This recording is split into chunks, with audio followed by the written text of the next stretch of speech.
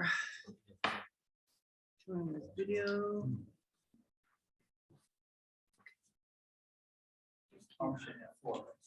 I already got you, I think.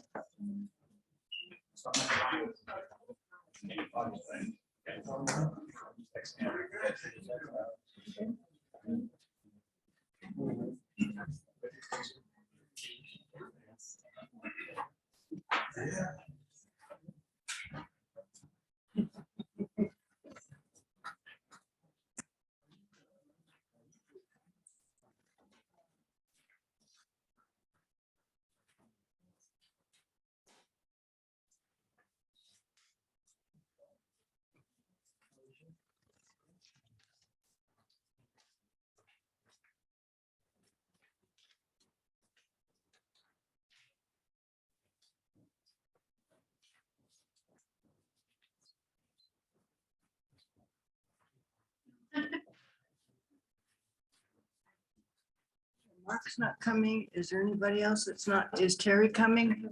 Terry. Mark's ill tonight. Yeah, okay. But Terry's not coming. We have not heard. Okay, well, I'll just wait another minute. It's not 7 yet. Well, yeah, we got about 4 minutes. We have 4 more minutes before 7? Yeah. Oh, okay. Keno's on, right? Yeah. Okay, right. Sure enough. Yeah, we're good. Yeah. It's okay if it's left and you're giggling as long Just, as I you don't. I have to be shielded up. Yes. Plug your ears. if the Doctor joke says is to the told. team. Oh, yeah, that's, Down. Sorry. okay, you're already starting there, Terry, are you coming? McNeil. I watch you.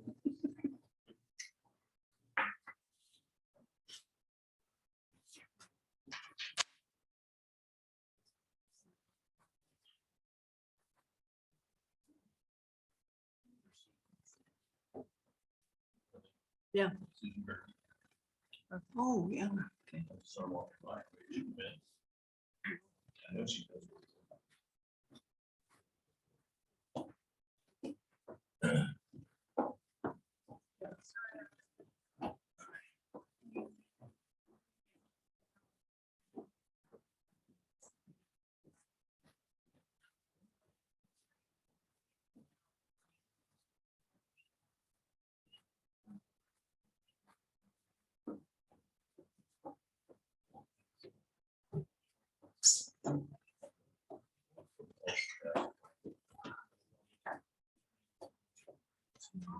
Oh, yeah.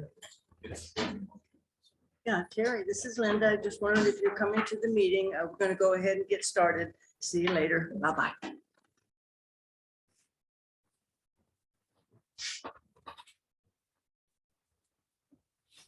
Okay, we're going to go ahead and get this meeting started for a school board meeting. And if you join me with the Pledge of Allegiance. I pledge allegiance to the flag of the United States of America and to the republic for which it stands, one nation under God, indivisible, with liberty and justice for all.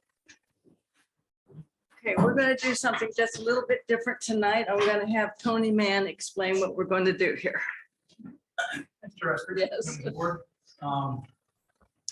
For those who haven't been to a board meeting recently, we've this year taken to really focusing on our primary purpose and bringing children or students, as their age might warrant calling them, into the boardroom to showcase some of the great things happening in our district, teachers and kids coming in with families to do that showcase. Tonight, the showcasing of great work happening in our district isn't going to take place in the boardroom. It's going to take place on a brief field trip that we're going to take. And to set the stage for that field trip, I want to just brag about one of our principals, Randy Dalton. Randy is our middle school principal, and I think it was a year just before the pandemic sort of pulled the carpet out from underneath folks, but it didn't stumble this guy.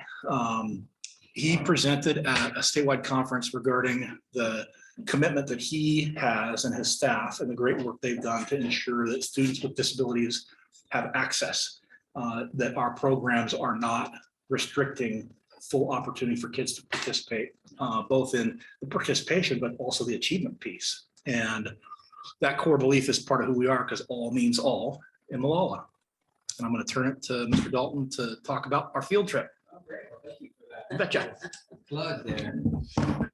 Great, yeah, well, it's my pleasure, and you're going to be just thrilled what you're going to experience here in the next few minutes. I grew up doing sports. I love sports, and sports offer teach a lot of different things to kids.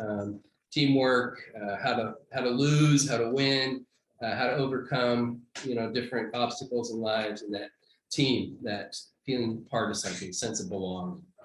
And thanks to Kathleen French, offering up some funding to fund one of our dreams at the school is to increase our inclusiveness. And we have some amazing staff in our supported ed program. They seriously are top notch. And Ryan Trosco, he's a teacher, life skills teacher. We had talked several years ago about bringing unified sports to our school. Those not familiar with unified sports is a branch of Special Olympics. That's an inclusive type of program to try to combine students with intellectual disabilities with those without such and have a unified program.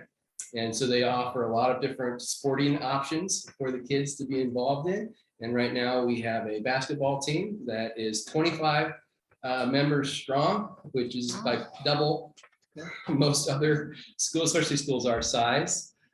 We have 6 coaches, paid coaches.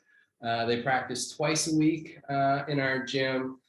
They traveled to Forest Grove for a tournament. If you've never been to Forest Grove, you've got a massive gym structure. It's big time there. They had our first home game, which was awesome. It was right after school. We had students come and parents and teachers, and just amazing that school spirit with what sports can bring.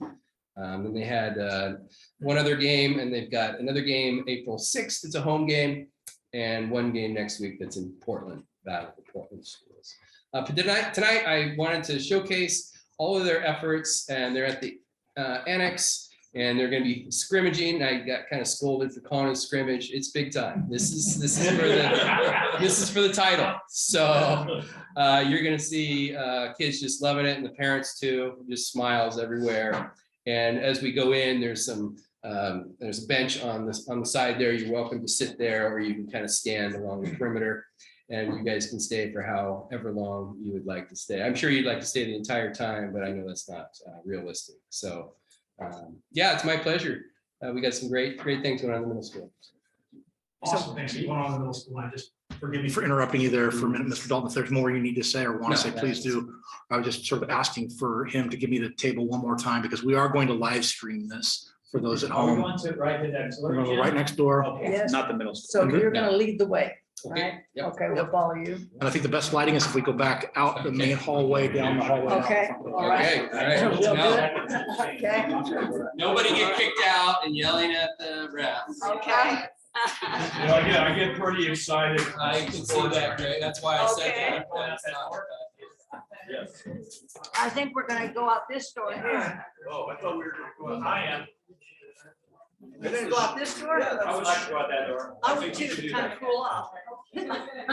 It's not alarm, so. All right. I probably can't take my phone. So we're Yeah, not set the alarm off. Is that gonna set the alarm off? Set the alarm off? No.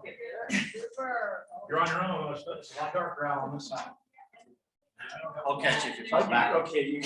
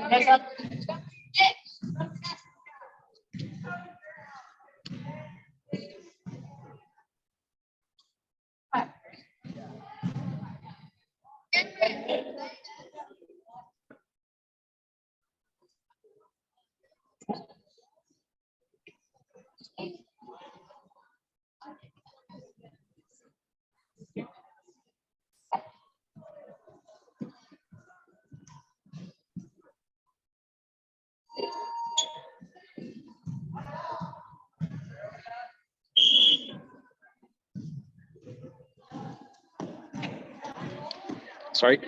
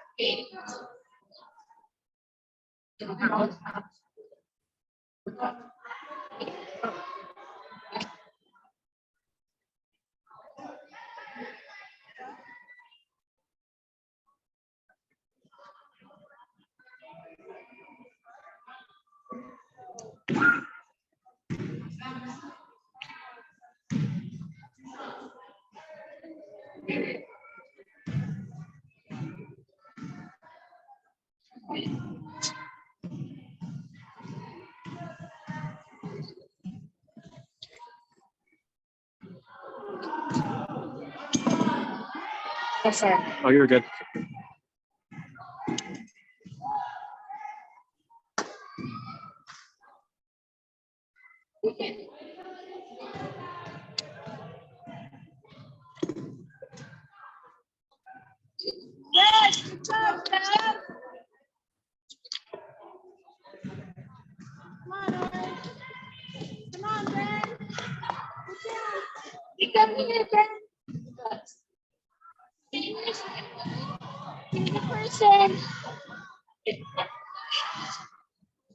Good job, Luke.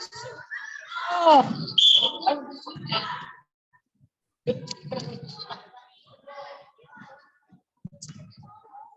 Ben, get down. Ben, get down, let's stop it. Oh, let's stop it. No, with that much.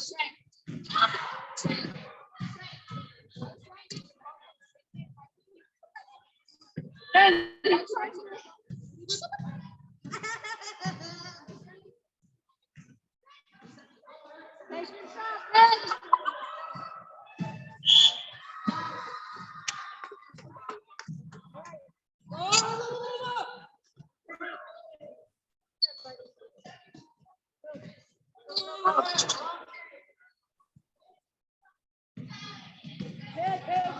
job, Eli.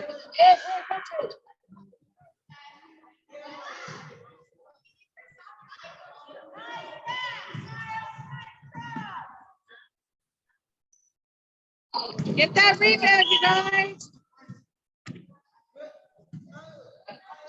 Get down. Bang. Get down.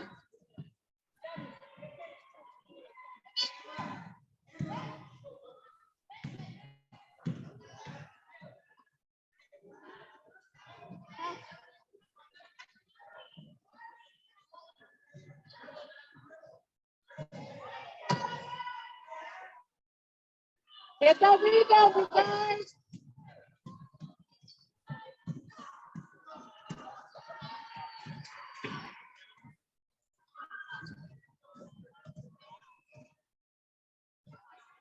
Take that shot. Let's go.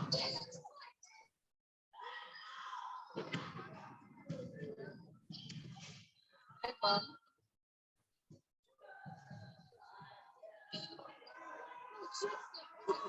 I was right there. Tristan.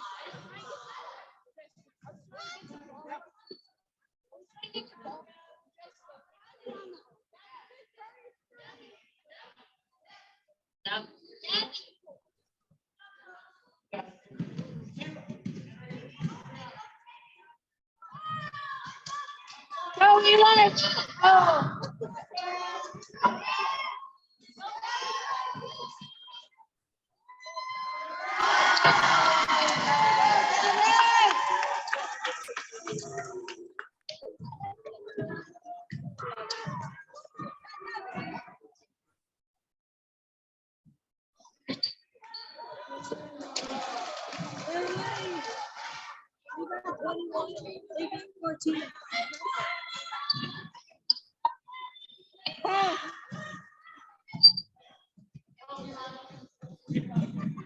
Job, Eli.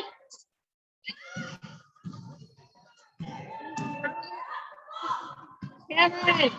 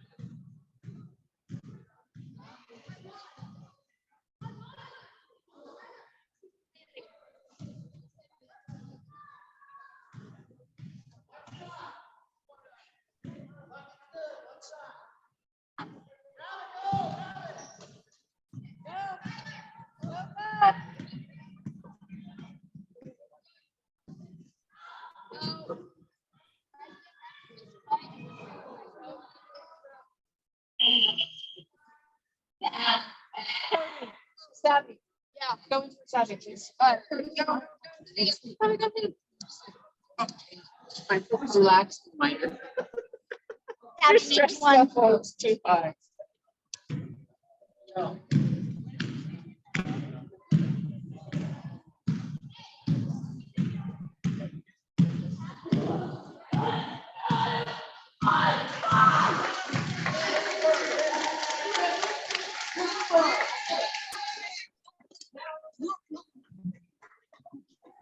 The church house.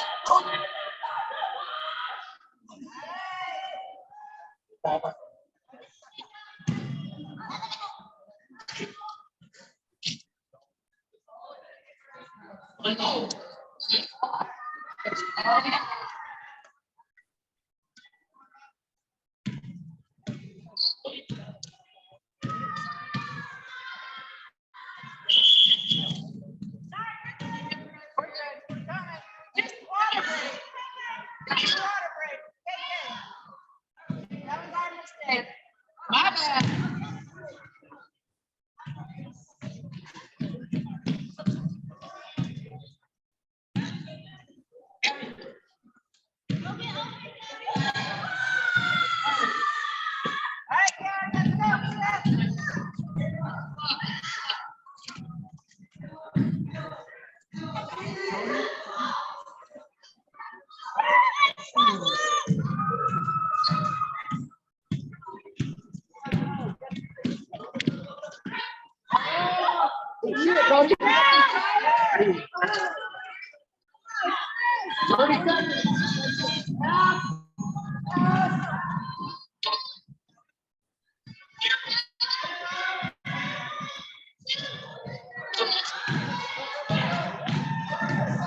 You're good.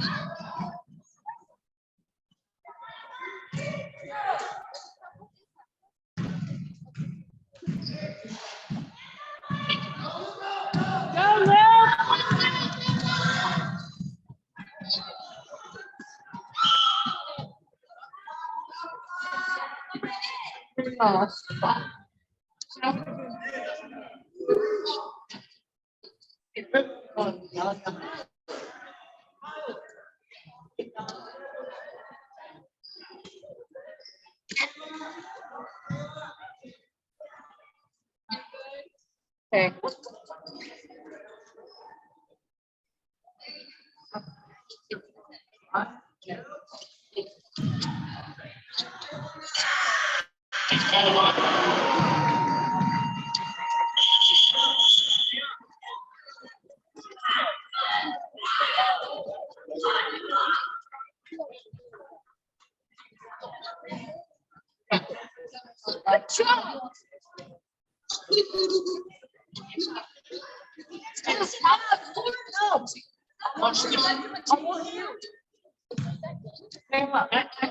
I got it.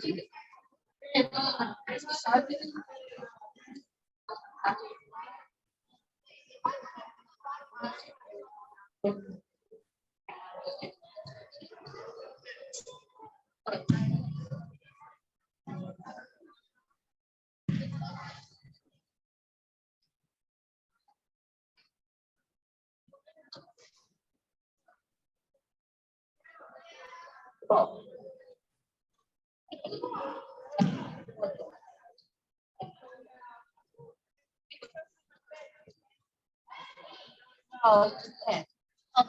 So, yeah, we got Ariana. Yeah.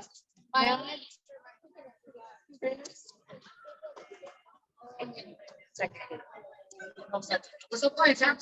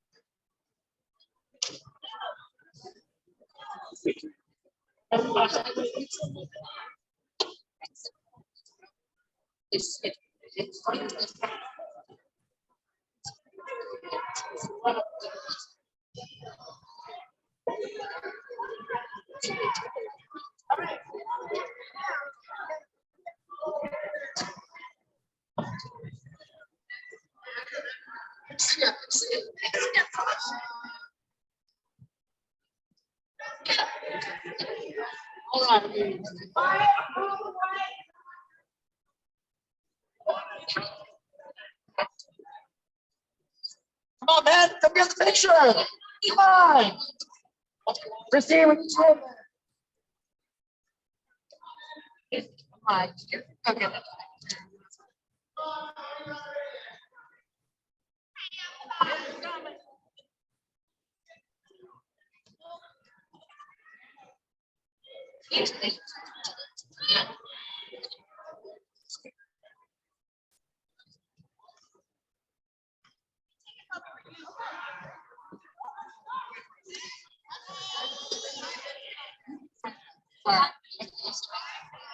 on, Emma.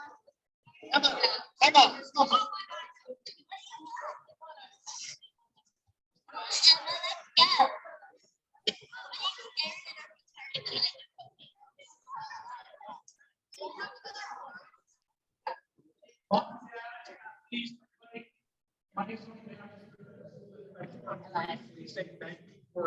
Take for the photo if you want, if you wish to be in the photo. And as I take this, I just want to let you know that together with our school board and all our principals and teachers, the Malala River School District has always been about all kids. And I think this is a terrific event. I'm so glad to be here, watch your athletes play. And you guys will help me with a big cheese here on 5, 4, 3, 2, 1. Thank you very much.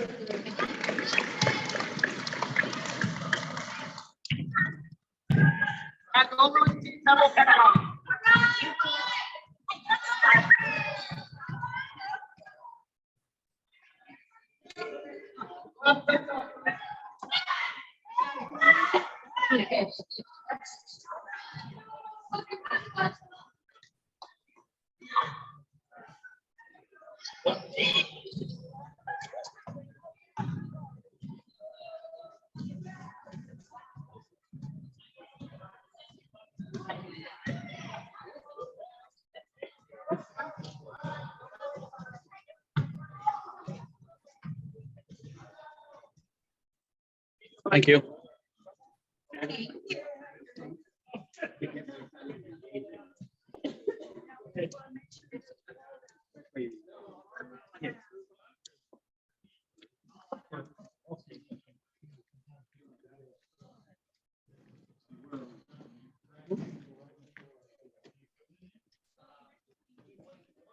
Except for Mitch, you might have to go.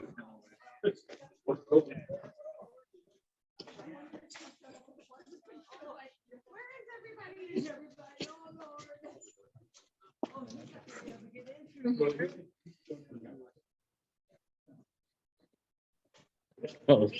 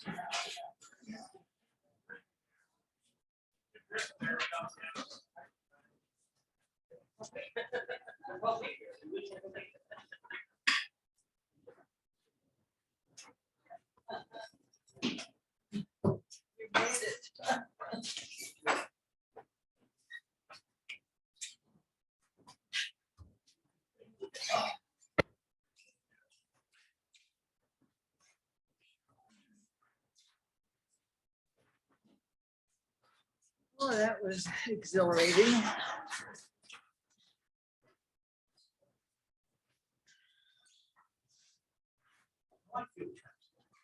It was kind of fun. Okay, so getting back to business here, I'd like to start with public comment. And the first one up to speak is Ron Gray.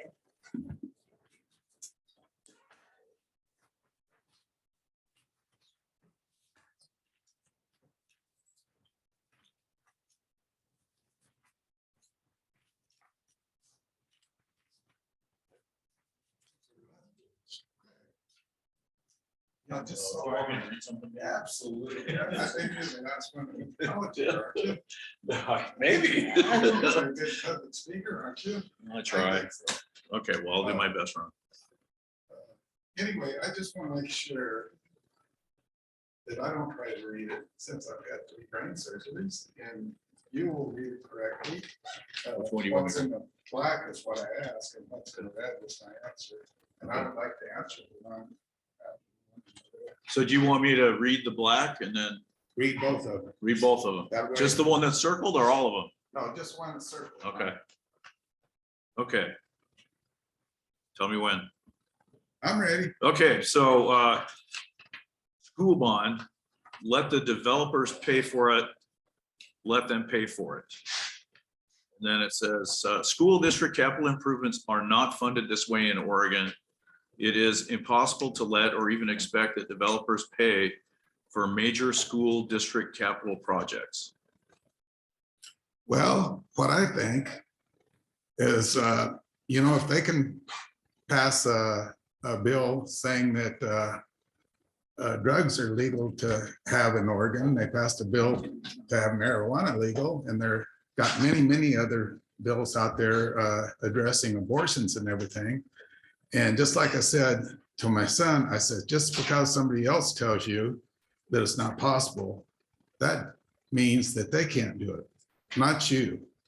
And I didn't bring the paperwork tonight, but I've got two ways. You go to your legislators and talk to them and let it get on a bill and let them pass it, or you can take it to the voters. And I didn't bring the paperwork tonight, but I can show you a step-by-step process how you can do it both ways. And I think you'd get that passed a lot quicker than you would get a tax bond passed through here. I mean, the school spent $170,000 around that amount to get this, to try to get this on a bond. And plus the nonprofit, no telling, how much people has donated that, and probably a lot of dark money has been, that can't be traced, that's been put in on that. So that there is what I have to say about that.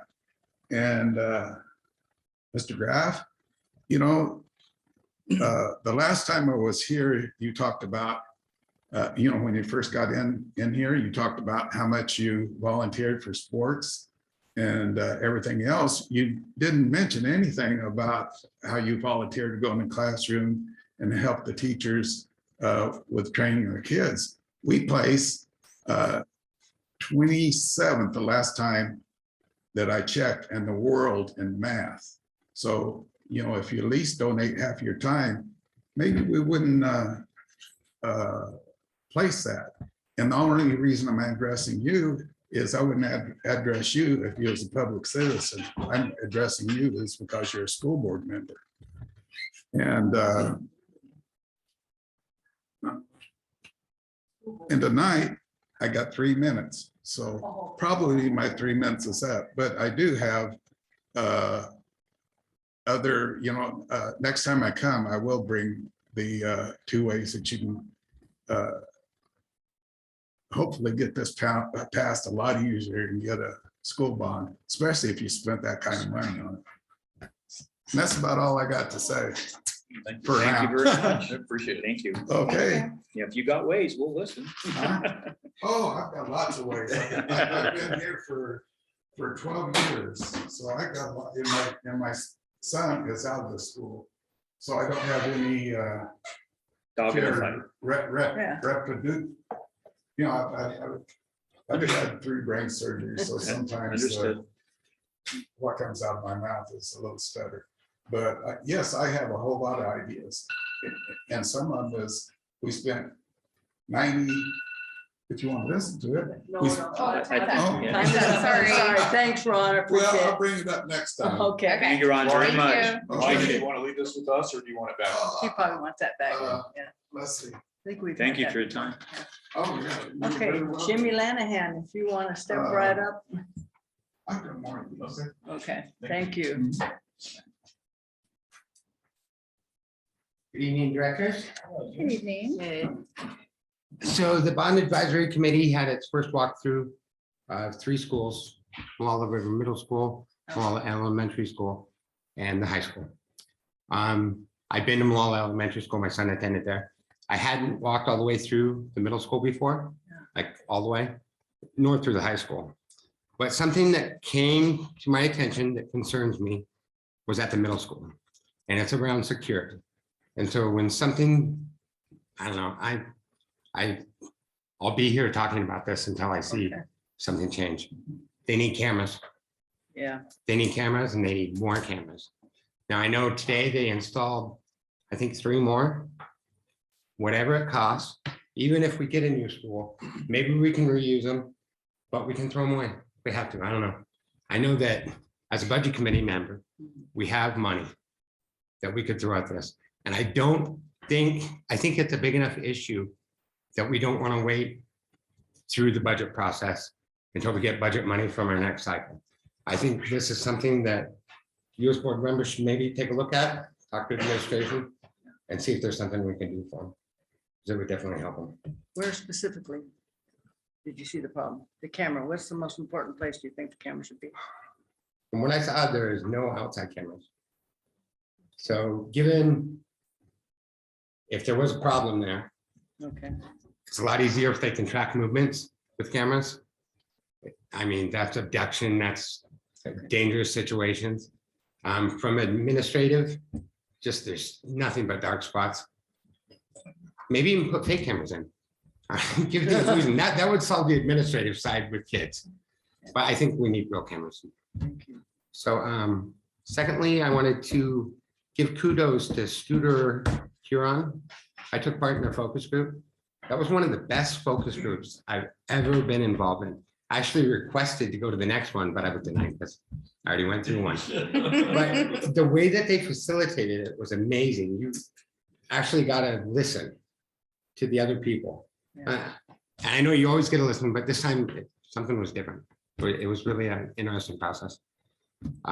Lastly, I believe it is Administrative Assistant Appreciation Week. Yes.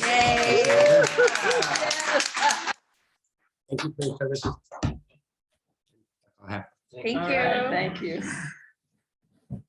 Can we discuss with the comment? I don't see why not. Go ahead. Real quick. Tony, you had mentioned that there was cameras installed, the high school and middle school just recently, right? As part of your plan. Yeah, that's correct. We do currently have, how many outside cameras? We have 3 outside right now currently. I think that at the middle school or here, The middle school, we have. so I think there's 3 outdoor cameras and so the cabling people just finished running cabling for 17 cameras At the middle school. at middle school. And so we're gonna start putting those up tomorrow, Monday. Okay, great. That's a lot more than that. Read the backup. Yeah. All right. And also here at the district office, Daniel. Yeah. Installed, Yeah, earlier this week, we put up 4 outdoor cameras here at the district office. That's great. Okay. Thank We you. are working on it. Thank you, Madam Chair. All right. Does anyone want to consider changes to the agenda? Madam Chair? Yes. I would like to ask that we move the adoption team presentation up to the top of the action items, or no, I'm sorry, they can't be action items because it's not an action item, but how about ahead of the action items? That's, Okay, you want to move what now? it's the adoption team. Kathleen, help me out here, related to curriculum. Just teaching and learning virtual. Okay, Okay, so you want to go ahead and move that move up? that up ahead of the action item. So Okay, 1CB. so 1E3, we're gonna. move Well, that no, up? it'd be like 1DA before 1D1, 1D0. How's that? Do you want to Yeah. move the supported education one up too? Where is that? Right Is that in below the it? same place? Well, I wasn't asked to do that, Oh, so. okay. Do you want to do that, Kathleen? Do you want to just put it all up at the, If that's okay. yeah? That'd be great. Let's get it all up there. Okay, where are we going? Here. He wants this. Okay.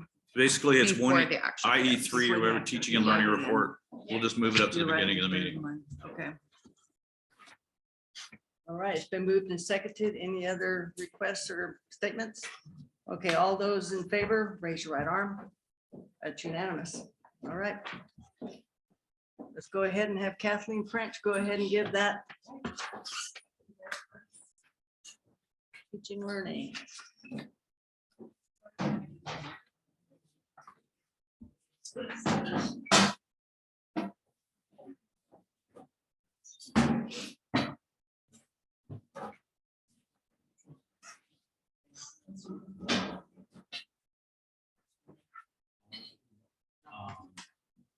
And I did share it with Lori. Originally.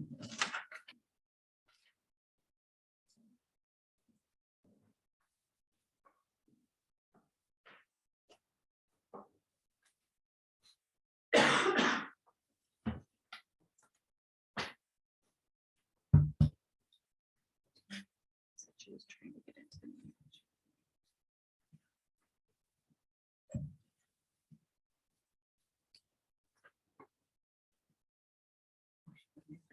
Until she's right.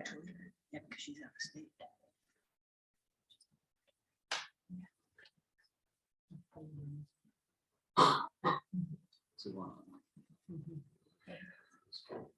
Actually, can ask, if she- Can you enable screen sharing for guests? No, just touch it.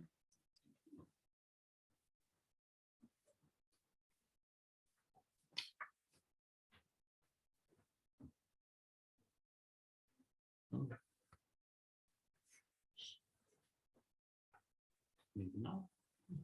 That might be a setting. Lori, would it work if you shared it? Or Tony shared it?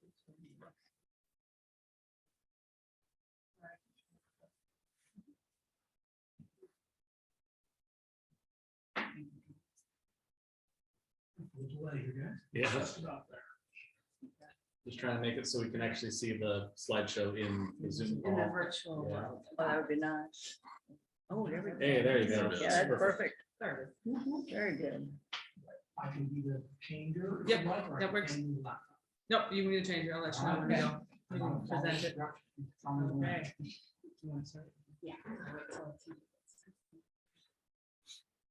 Perfect. Okay, well, hello, directors. We're happy to be here this evening. We're going to talk to you about our process and what we looked at, the curriculums that we reviewed for a possible adoption. And our teachers have some recommendations for you. I do want to make sure that you understand that currently our materials are in the public library, and we're going to leave them there for the next couple of weeks. And we still have our link up to review digitally if people would like, so you can do it either way, hard copy or in the public library now. And we're going to keep it there for a while. We're a little, this year it's kind of nice, we're a little early. I'm not coming back to ask for a final approval, the official approval, until your April board meeting. So you've got a nice chunk of time to review and look at things. But we're going to start with our secondary teachers, and they're here to share, and I should let each of them introduce themselves. And tell us- Tony has a question. Can I just clarify for a moment? Director French, I heard you say that there's a recommendation and yet the materials are continued to be for review for the public. So Sure. any recommendation this evening would be a soft recommendation. Yes, Pending any absolutely. further feedback from the public. I think the board needs to know that the public has had a full opportunity to vet the materials Yes. and provide the committee with recommendations before any recommendation comes to the board. So that's my ask of the committee is fully review that feedback from the public before you make any final decisions. Yes. So unless I misheard, I thought I heard you said there was a No, recommendation. we were going to share what we are recommending, but we understand that the public comments will still continue to be processed. I mean, And- nothing is final until we ask for your approval. Yeah. And if No, the- we're not. And if the public recommends an option separate from and not the same recommendation that's presented tonight, how will you proceed? Well, we don't, okay, so I'll be really clear. Public comment is not about making a recommendation. They, if you look in the statutes, it's really just commenting. A public could say, we don't like what we see and we want you to stop and slow down your process and relook at things. They can recommend that. And so that's how we would proceed if there was if somebody was very concerned and there were multiple people, but they really can't recommend what you're going to purchase if you've gone through the vetting, but you can see how it does influence slowing it down or stopping it. Does that make sense? Or changing it. Or changing Yeah. it. If we're asked to stop, then that may mean we have to stop, Yeah, review, go through another vetting process if there's some strong yeah, concern. because they're the taxpayer. Well, I just wanna exactly. Make sure. But if it's one Yes. voice or just a couple, then, they're- Yeah. One voice or just a couple should be considered by the Oh, committee before a recommendation absolutely. proceeds. Yeah. Oh, absolutely. And often if we do get comments or concerns, I'll reach out to that specific person and talk with them Yeah, about get whatever their concerns. Yes. Kathy, has been a lot of people going in and you've been getting a lot of Not comments? yet. Not no. yet. Not yet. It's not in the public library until just now. It's hard to get to a school library when they're only open from 9 in the morning until 2:30, 3 o'clock in the afternoon. And parents aren't coming home till what, 5, even later? So but we have had it accessible digitally, but some people don't know to comment, and that's okay. We have to work through different pathways and ways of going through this. And none of this discussion right now is to detract from the energy and time that teachers have put into evaluating the instructional materials for their alignment to standards and their value for instruction. So just appreciate the time to have that brief clarification, but I wouldn't want that to leave our world-class teachers with any impression that your time and expertise isn't really what we wanted to hear tonight. So thank you for being here. All right. Okay, go ahead. Okay, well, I'm Dr. Van Dyne. Yes. You guys know me, so I'm the math coach for secondary. What do you guys talk about? I'm Andra Pro, I'm the high school math teacher. Michael St. Clair, teach math in middle school. Okay. So I'm going to talk to you about how this process started. So how Kathleen and I started this process on mathematics adoption, and then they're going to pick up with what the selection committee did, and then go through some the recommendations. Next one. So at the core of every decision we make in terms of mathematics is our mathematics vision for Malala River School District. So this is how we gauge decisions that we make in terms of mathematics instruction. So this is all grounded in this alignment standards, the alignment to the 8 math practices, which kind of guide as mathematics teachers how we teach. Also high expectations and rigor for students, as well as appropriate scaffolding to help support all students reach those high expectations. And really, this is all geared towards helping students be better mathematical thinkers. That's really what all of these things are about. So any decisions that we make in terms of an adoption team are based off of this vision for mathematics instruction. So our process started with reviewing the ODE's rubric. So ODE always provides its own rubric for how it chooses its textbook options. So we get a list of all the options that ODE recommends. And from that list, we get to choose. From there, the selection committee, after looking at our vision and the rubrics that help the ODE evaluated those textbooks and that curriculum, the selection committee chose their top 3 to really dig into. We revised the ODE rubric to our specifications because that's a more general rubric. We wanted it to be specific to Malala River School District. So we made some revisions to the rubric based on our vision and what we wanted. And then we used that rubric, or the selection committee used that rubric to choose the one option that they're recommending today. So that was kind of our process. I'll stop there in case there's any questions. What is this rubric that you're looking at? So the Oregon Department of Education always comes out with a rubric that they use to evaluate curriculum. So they get a slew of curriculum options from curriculum companies all over. And then their committee, the Oregon Department of Education's committee, uses their own rubric to make a decision as to what they are going to put forth to the school districts as their available options. Approved options. Approved options. Okay. Yeah. That rubric is available on the Oregon Department of Education. Okay, something I've been hearing is that parents are having a hard time helping their kids with mathematics because it's the new math and they can't seem to help their kids with it. Are we giving our parents any help with this? So one of the things that I think selection committee will talk about when they talk about what they recommended as one of the reasons was, are there resources available for families and students at home? Yeah, do we? So that is what they looked at when the new curriculum, to see if there were options for that. And that was one thing that they I'll let them speak to that. Yes. But that was one thing that I know that in our rubric, we said, are there available options, especially if students are homesick or they're gone for long periods of time, are there options for families? So I know that's one of the speaking points from you guys. So you will be talking about those options then? Okay, Yes. great. So within the selection committee, our overall process, once we narrowed down the ODE rubric, was we examined each option using our own rubric. So the one that we determined that as a Malala River, what we wanted to use. After we looked at every single option, we summarized the strengths and weaknesses for each of the companies we looked at. Each individual teacher looked at them their own. We didn't talk with each other, so we had our own input.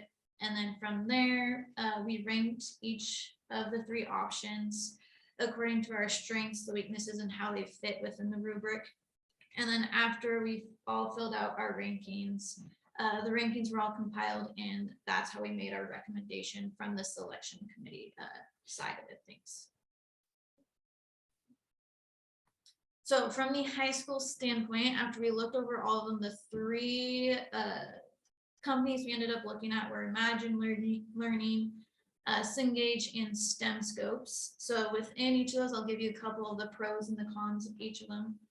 So with Imagine Learning, the pros that we discovered was they provided both digital and print options available.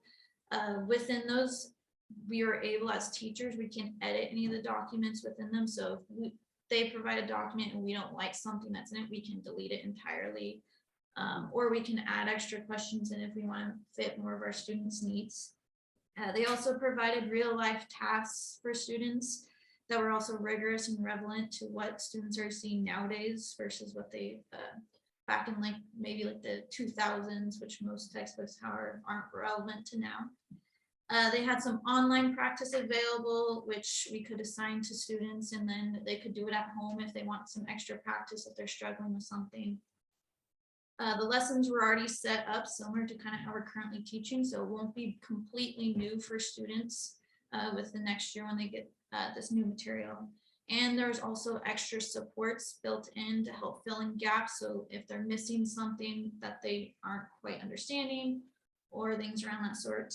The downsides that we discovered with Imagine was currently they only have a Spanish option for Algebra 1.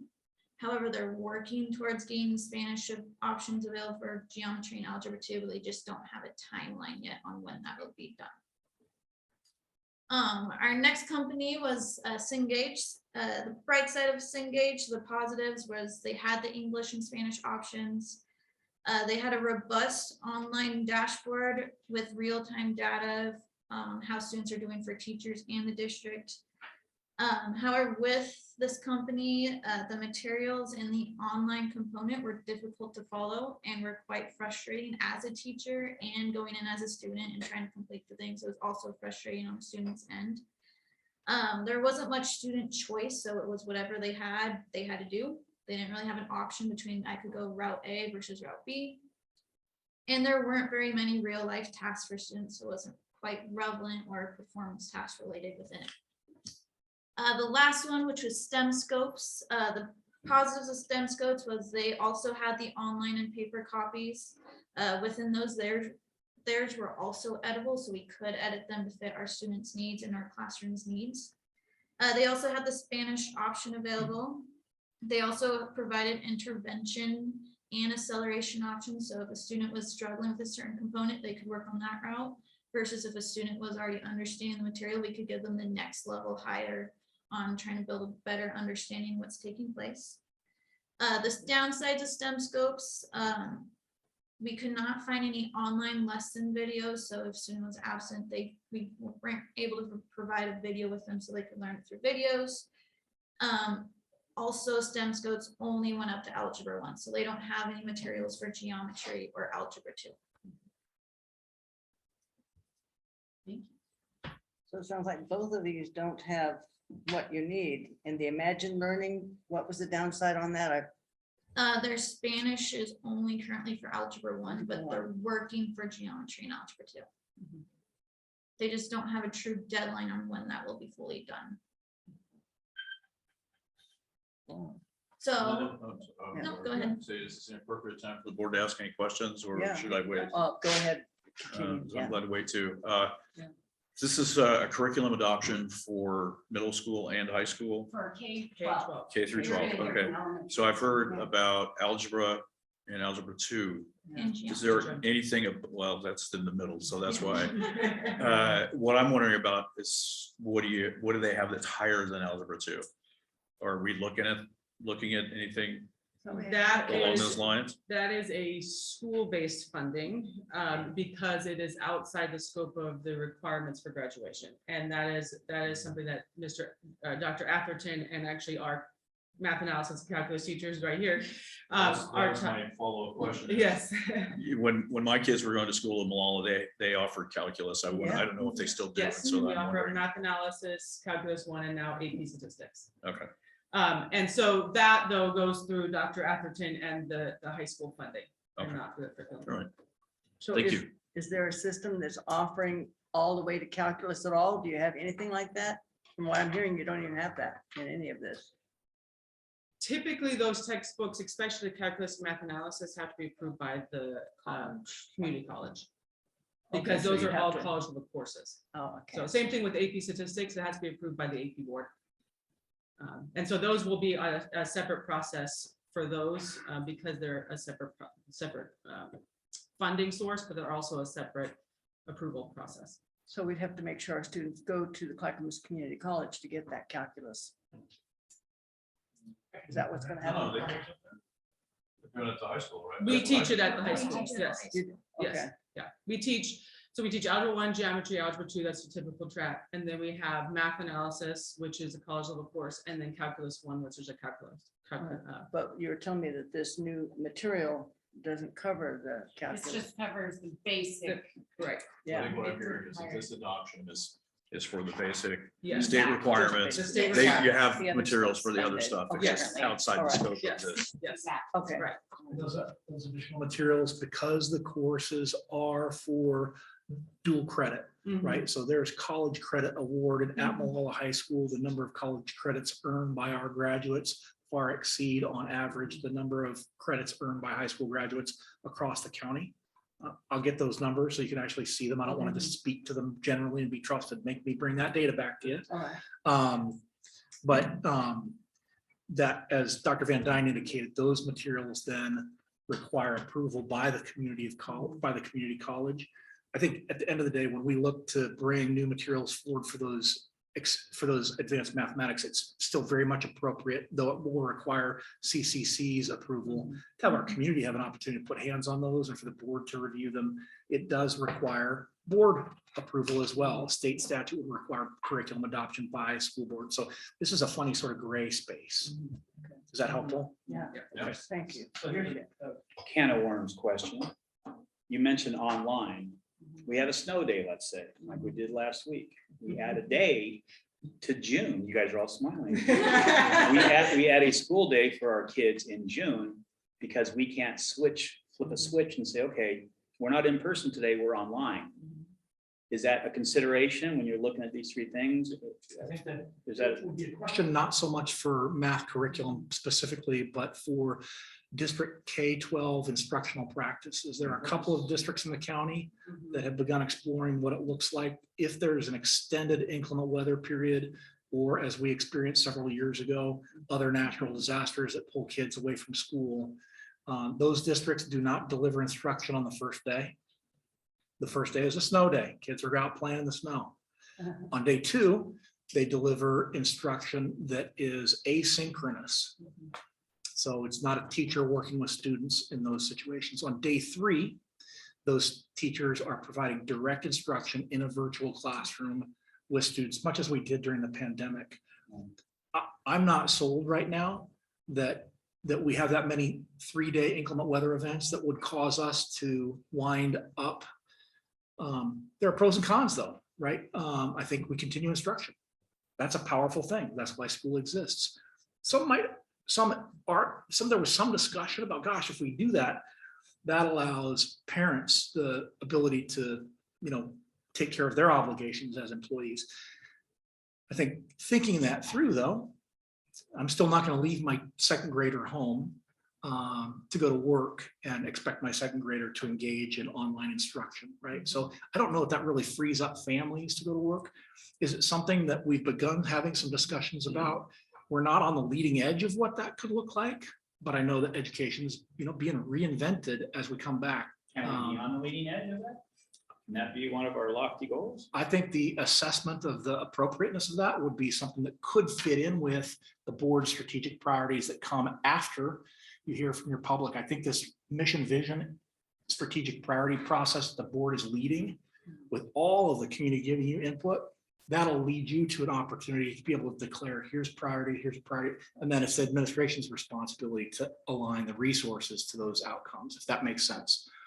But I will tell you today, I don't believe that today that we're going to move forward and make that a leading edge priority for our district right now. that said, it's always an option. Okay. Move to the next slide. Okay, thank you. Mike is gonna talk about the middle school options. So again, after we narrowed down to three, the first one, STEM Scopes, as Andrew has said, have a lot of positives in the online portion of it. They have a lot of different activities and things to look at.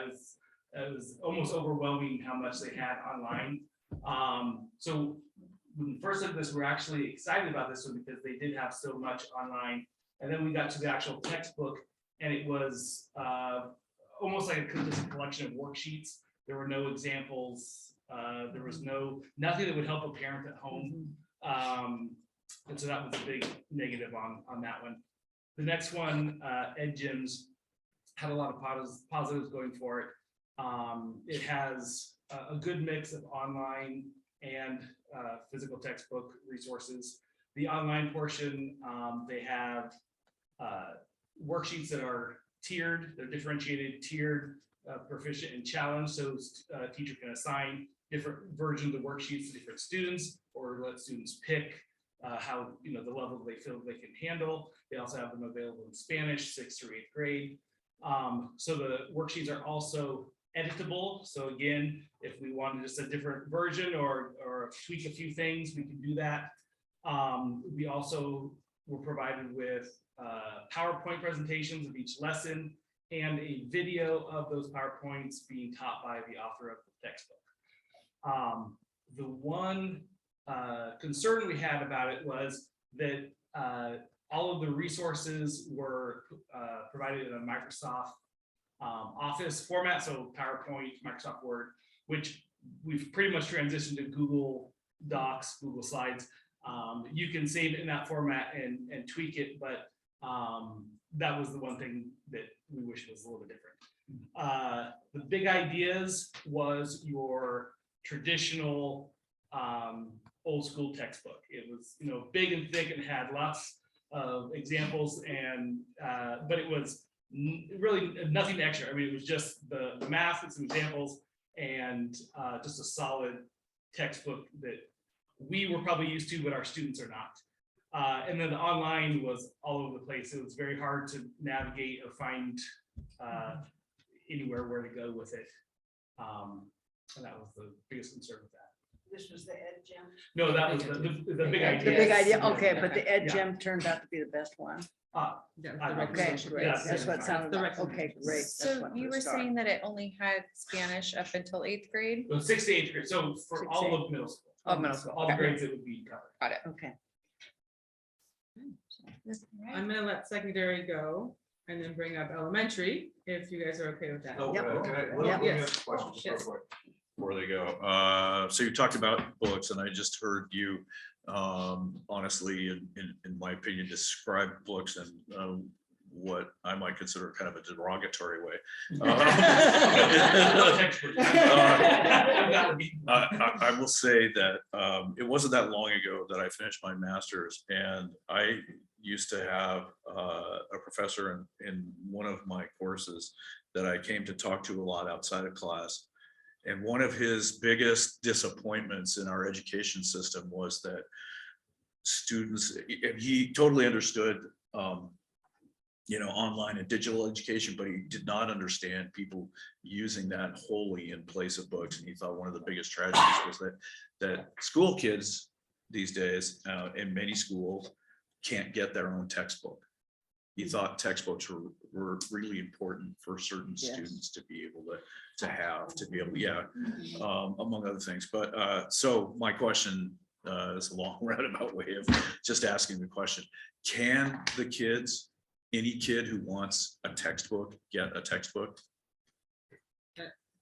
Currently or? Currently or in the Well, future. with this proposal, would any kid who wanted a textbook to take home be able to do Yeah, that? speaking for the middle school, the recommendation for Ed Gyms, they have a physical book, Yes. which is well written. It's actually written by a teacher or former teacher in Newburgh. They are aligned to the state standards. It's an excellent textbook. And that's why it's a good mix of online stuff and a very solid textbook that, that take home and parents will understand. I think we were looking for a blend of both an online option and a textbook option, especially for students who are absent for long periods of time, or so that they have both options. And that textbook is in the middle school right now in the library? Okay. And would this apply at the high school level as well? Yes, so they all have a textbook option and an online option. So we really didn't look at any options that didn't have both of those. Well, I guess what I'm asking, and this isn't really about curriculum adoption, we adopt a curriculum, is this district going to purchase enough of the curriculum or of the items that there will be enough books for anyone who wants one? Yes, Yeah. absolutely. So the publisher, it's a whole new world with purchasing, but they bundle. Okay. So depending on how many students you're purchasing for, which we do, I give them the numbers so that every student can have access. Because not only in the bundle am I gonna get the textbook, but I get my online account, I get my, all of them together. So I see what you're saying. Yeah. Yeah. All right, thank you. Sure. Right, thank you, that was excellent. We're gonna bring the elementary teachers up Yes. here.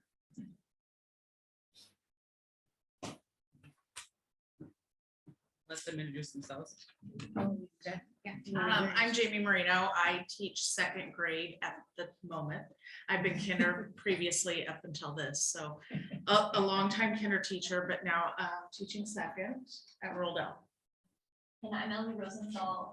I'm teaching third grade at Rural Dell, and that has been where I've spent most of my teaching years is third grade. So also spent some time doing a 2-3 blend, but third grades. So when we're looking at math for elementary, it's a lot different than the high school and secondary. We're looking for a combination of hands-on materials, workbooks, online components, teacher resources. And the 3 that we looked through were, the first one that I'm going to talk about is Stepping Stones. And then Ellie's going to talk about Eureka, and then we're going to team up on the last one. So Stepping Stones is cute and cuddly and has all the great pictures, is colorful. They come with work or toolkits, and it looks like a toolbox, and it's got all those components. As a previous kinder teacher, I loved the mentor text, meaning that it brought in literature into it, so it told stories in the math elements. However, they were very weak. They did not dive into math enough with the mentor text. So it was a selling point, but also a weakness for me. We liked that it had hands-on manipulatives with those toolkits. Another element that I really liked is it talked about the math practices, which we've spent so much time working on, had a list for it. The supply list that came with it. When you're preparing materials, you have to usually pull all the different manipulatives together. And this gave you a direct list for each lesson of what you needed. So it was nice and organized. However, the weaknesses that we found with this is that you never dive into the content that it is. It's constantly spiraling. So it's taking materials and you're visiting it a little, and then 2 weeks later, you might visit it again and visit it again, and you never fully dive into the content of the standards that you're trying to meet for each unit. So that was one of the big weaknesses for us. We also felt that it didn't have a huge amount of practice for the students, because we can stand up front and we can teach this curriculum, but if they're not getting their hands on it and practicing it, they're not going to grasp the concept. So having practice both in the upper grades and the primary grades, there wasn't enough of that for us with Stepping Stones. So kind of a contrast to that was Eureka. You can kind of see in the picture, we go from cute to the other one was just a little bit on the dry side. Every textbook had a piece of art on the front, and then they were trying to explain how it related to the math within the book. It just was really basic. The pros, however, I'm gonna go through the pros first. It was simple. So we were thinking, if a substitute has to come into the classroom, we were thinking they could open it up and they could follow along with the lesson and teach it just fine. It had a lot of space for the students to solve the problems. But that also was a concern because, like, imagine a page and it would have maybe 4 problems on an entire page, and we were thinking, again, is this enough practice for our students? It did have some good online components and an interactive video mathematical context, I want to say they called it. Math context interactive. And that piece seemed to be pretty cool. They also did a good job of explaining the rationale behind why we were teaching certain things, you know, the how, not just for the why, not just the how. Speaking, I already kind of spoke to the ample space, brings us to one of our concerns with Eureka was that each student needed 6 textbooks. They were smaller, but it's a lot of paper, a lot of, where are we going to store those? And again, I just felt like they put so few pages on, or so few problems on each page that it just felt like kind of some wasted space there. The textbooks were a little bit more on the dry and boring side, just think simple. That's kind of what we thought about it. There were few hands-on components or manipulatives that we were aware of. And I felt as a 3rd grade teacher trying to prepare the students for their first year of state testing, that they didn't have enough word problems with multi-steps that were complex enough to prepare them for higher order thinking that they would have to do on state tests. I will now move us into iReady, and iReady should sound a little bit familiar, I think, to you guys. We already are using the iReady diagnostic tool, and we received some really great data from that. So this was a familiar look. One thing we really liked about iReady was it has a family connection newsletter component. So like you were talking about, when we send it home so the families can read it, they can see what we're going to teach and maybe how we're going to teach it at the beginning of each unit. The teacher's guide is really easy to follow. The student textbooks had a sufficient amount of practice. They also have the online component for additional practice if needed. They have a fluency practice book so that the students can get some more of their math facts practice in addition to what they were learning. The student books have great illustrations, really engaging, and good questions to prepare them for state testing, I felt. They also had a literacy connection like Stepping Stones did, along with some good academic math vocabulary and English language learner resources. The last piece I'll talk about is iReady's digital component. Along with the diagnostic, they also have something called MyPath. And so it screens the student and then provides a path for them based on the gaps they have in math. And so when, as a teacher, after we're done, with the lesson, I can have them get onto that piece and they can work on MyPath and do skills, practice skills that we know they're missing. And that just makes, makes it easy for us to address those gaps before they move on to the next grade level. So some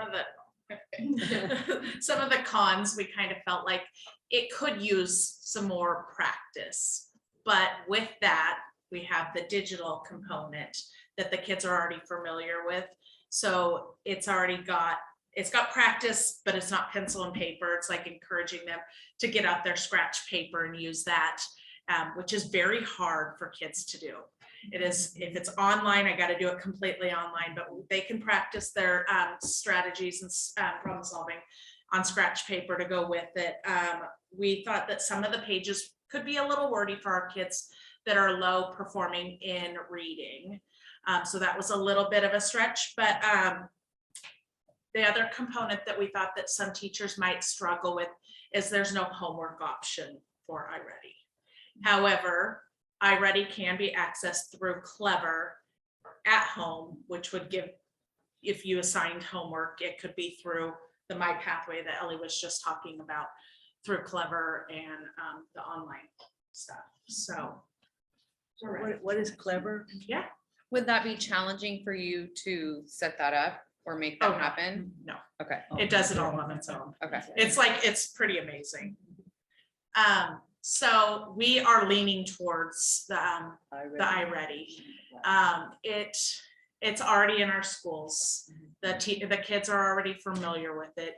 It's encouraging them to think beyond pencil, paper. It's got problem solving in there.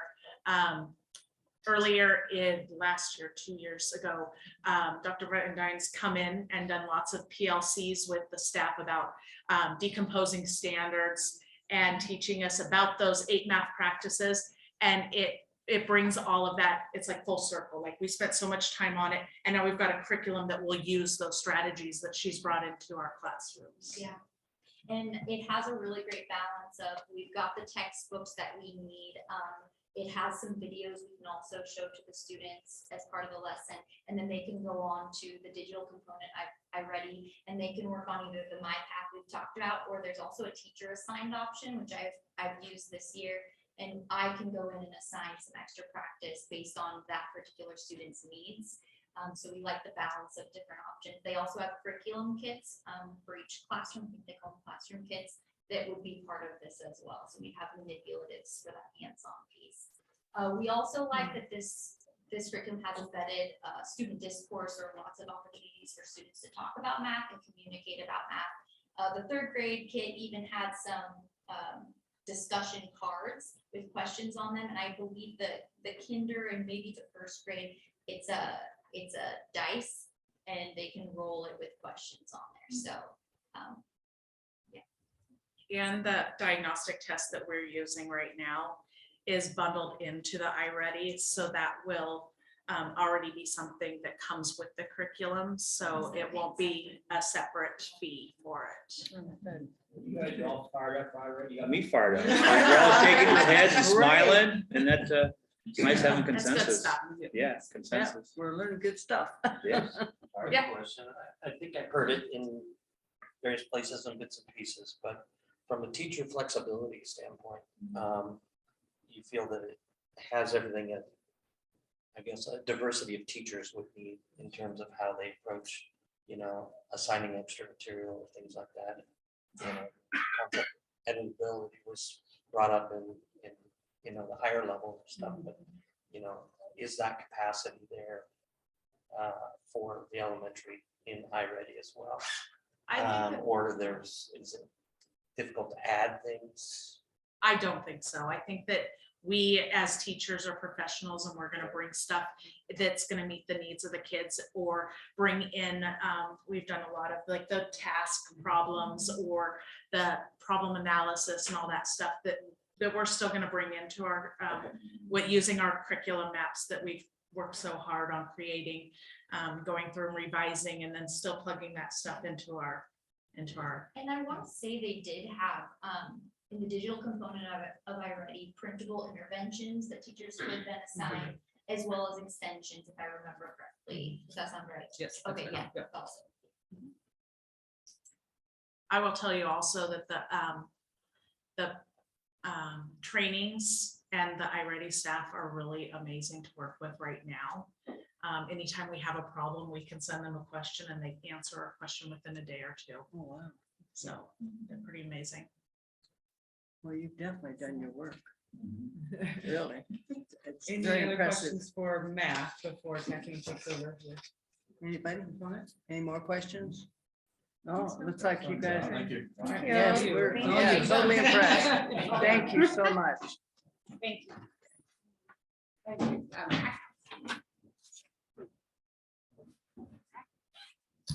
Everybody.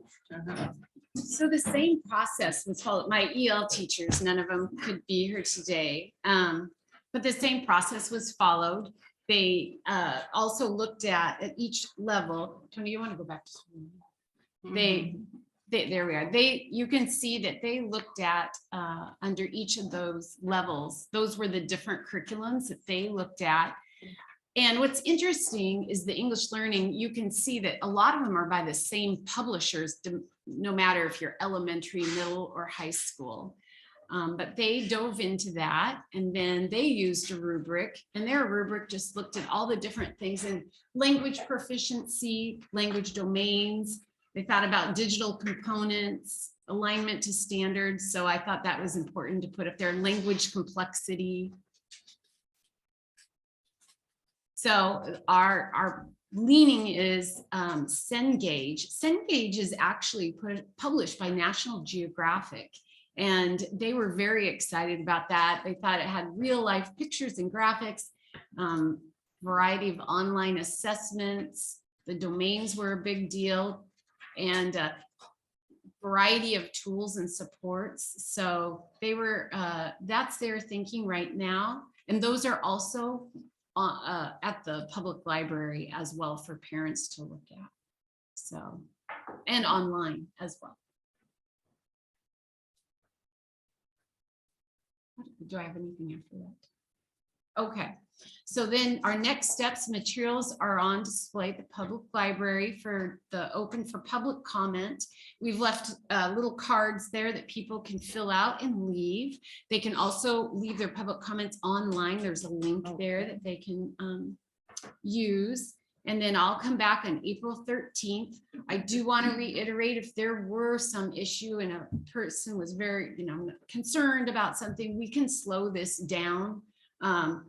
We can slow this down because really, we always have a placeholder for the funding. You worry about budget versus the timing of all of it.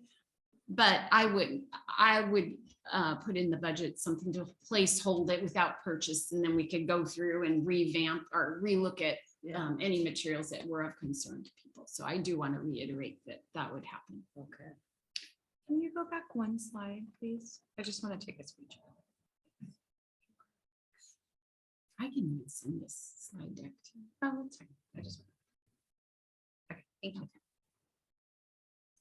All right, well, thank you. I have a really quick question. Sure, absolutely. related to ELL, having now gotten to partially raise an ELL student, it was real humbling to me to go through that process, not being an English language learner. And yeah. Malala did provide the help and support, so that was great.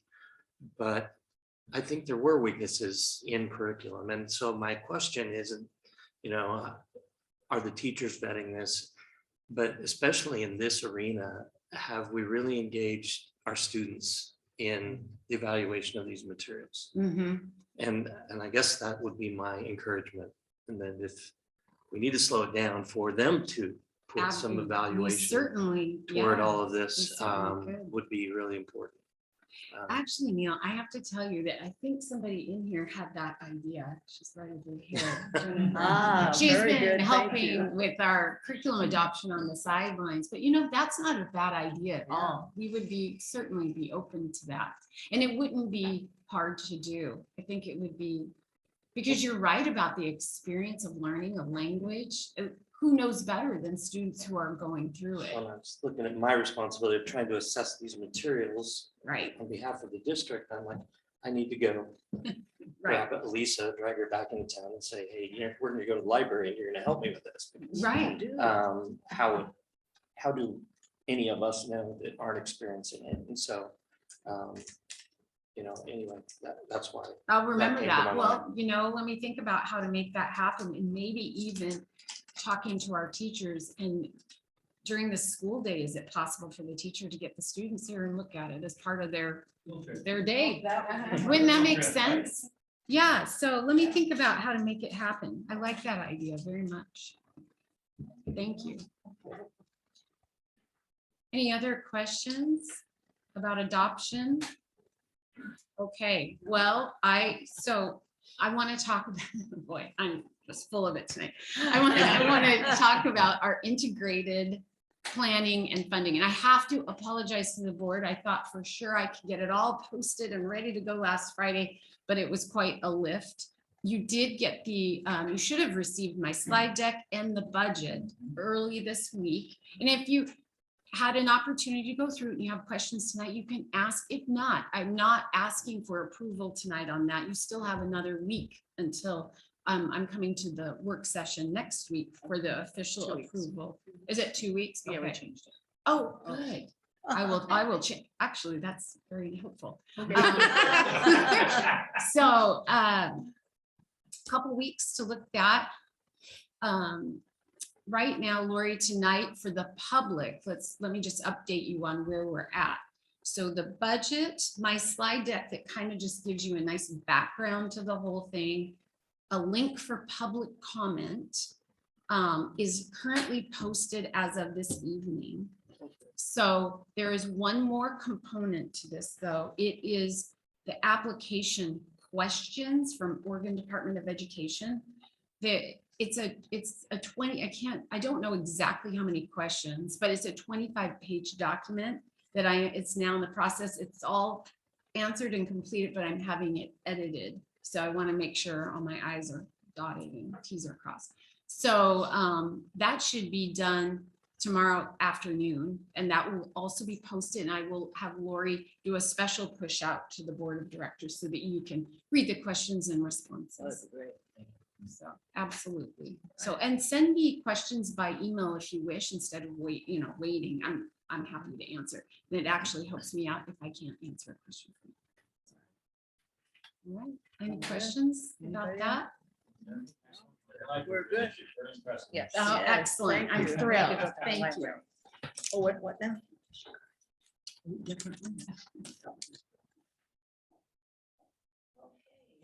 Now we're gonna go to our action items. I need a motion for the approval. Oh, we're gonna, We moved both of those up. oh, we moved both of them up. Oh, okay, supported Ed. Robin, is she here? No? Is she gonna join us online? Yeah, directors. Robin is home, not well tonight, and so Okay. she's not able to participate virtually. Happy to answer any questions you might have about her report. And if I can't answer them, we'll get the answers to you in writing. Do you have any questions for Robin? Nope, I guess Robin's gonna be free, doesn't need to say anything. Hope you feel better, Robin. Yes, Good to see. get better soon. Okay, now we're gonna go to our action items. All right. Yes, Approve the minutes for February 9th and February 27th. okay, it's been moved and seconded. Any comments or suggestions? Seeing none, all those who want to approve this, raise your right arm, and it passes unanimously. All right, how about the personnel report? Madam Chair, I move that we approve the personnel report. So, okay, it's been moved and seconded by Neil. Okay. All those in favor of approving the personnel report, raise your right arm. And it's unanimous, it passes. Sorry, who's doing the motion first? Craig, yeah, and then Neil went ahead and seconded it, yes. Okay. Now, facilities and deferred maintenance, Tony Tiano. Good evening. Members of the board, Mr. Mann, Lori. It's gonna be pretty hard to follow up the basketball game and the mathematics. Yeah, exactly. Just a couple things, folks. I think you've heard me over the past talk about applying and getting money, Energy Trust, SB 1149. I did get an email February 13th when we had the ice storm and the baseball netting knocked down one of our poles, our baseball poles. We winded up replacing the pole and putting an LED light on that one particular pole. The project was an $8,800 project just on that one pole. Energy Trust gave us $2,475 toward that, and SB 1149 reimbursement $6,376.85. So net cost to the district was $0. The dishwasher, we put at Morrill Elementary with the labor, and the dishwasher came to $38,139. The last meeting I told you, we got $900 back from Energy Trust, not much, but we did get reimbursed from SB 1149, $12,679. So the net cost of the district was $24,000 and a $38,000 dishwasher. So the final cost of both projects was $47,000, and we had to pay $25,000 out of pocket. So we basically paid half of the dishwasher and got the LED light project for free. Wow. Yes. These are great. Excitement, Rick Gill will come out of retirement. I know.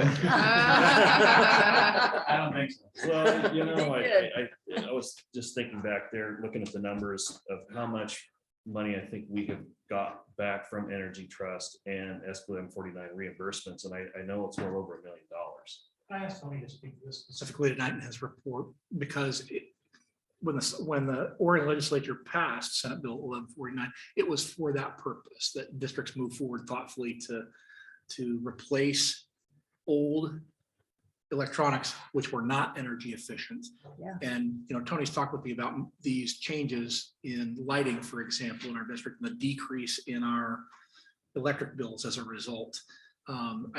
Again, these things don't happen because we're just one of 197 school districts in the state. They happen because Tony Chiano and Mr. McClung, as our business official, that they're working hard to identify what are these resources that we can bring back to our district to continue to be good stewards of the public resource here in Molalla. So I appreciate Tony's work in that space. Again, it doesn't happen if you don't apply, right? Well, I'm the maintenance guy, so I say squeaky wheel gets the grease, right? Yeah. It's 2 years ago on the ice storm.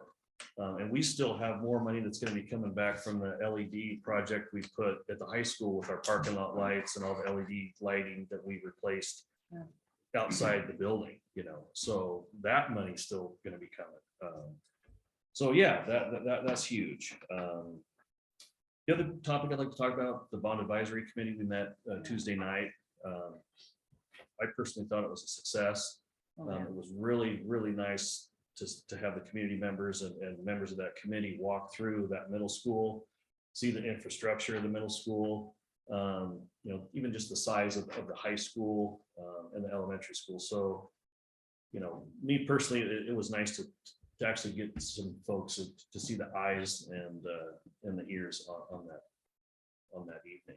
Do you have any take on that? Again, just to brag about Tony once more, in the middle of operating the district and really focusing on this, the work that's been done in the background to set the advisory up, not only with information about the state of our facilities, but with a full comprehensive analysis, a full report on the status of our facilities with engineering reports will feed their long range plan that they'll bring to the board later on at the end of this process.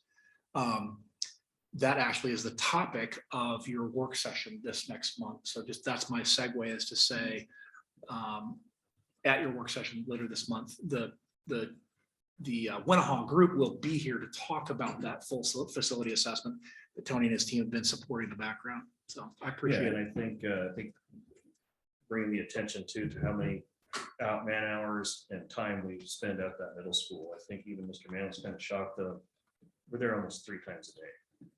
Steam valves that blow to, we're running on air pneumatic systems, which I think the Incas had a better way of heating their homes than middle school. So it's challenging, but we just have to do what we can to keep it going. We do have visions to try to, replace valves maybe electronically, because, the building, if we do pass a bond, it'll take a few years to get that done. So I'm very excited about that. Pretty much if we test one, it's when. exactly, Wrong phraseology. Yeah, well, I told Tony that at the end of the meeting on Tuesday, we dropped the vans off, and I looked at them and I said, we're gonna do this thing.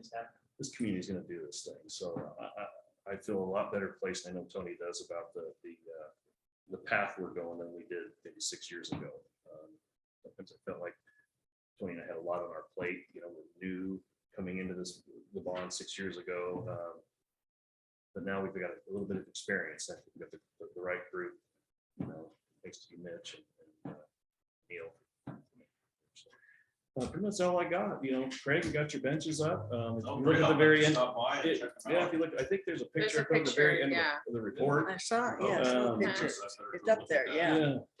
So yeah, we kind of did a small resand, restained it, we kind of mounted them in front of the window, not where they were. Just they were getting weathered.